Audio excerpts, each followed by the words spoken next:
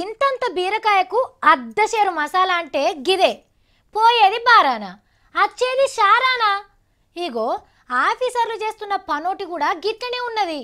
మరి చెప్పేటోళ్ళు లేక వీళ్ళు ఇట్లా ఖర్చు పెడుతున్నారో తెలియక ఖర్చు పెడుతున్నారో తెలియదు కానీ మొత్తానికైతే పావుల పనికి రూపాయి ఖర్చు పెడుతున్నారు. ఓ చిత్రమున్నది ముచ్చట.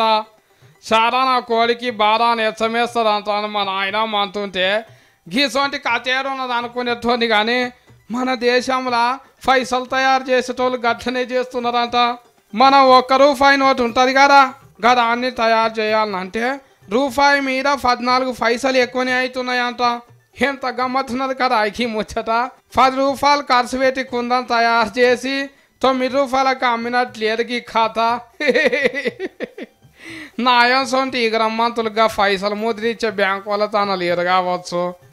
20 ఏళ్ళ కింద గిట్లనే ఖర్చు పెరుగుతున్నదంట అని లోట్లు తయారు చేసుడు బంధు పెట్టింది కానీ గిఫ్ట్ మళ్ళా తెరుస్తున్నారు.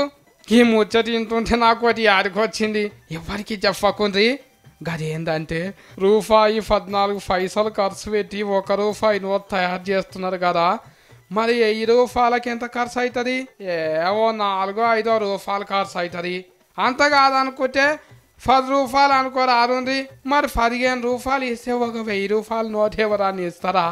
అమ్ముతారా? అమ్మితే మంచిగుండు, నేను 4-5 కొనుక్కుందును. అబ్బో మస్తు గమ్మత్ ముచ్చట దొరకబట్టినా కదా.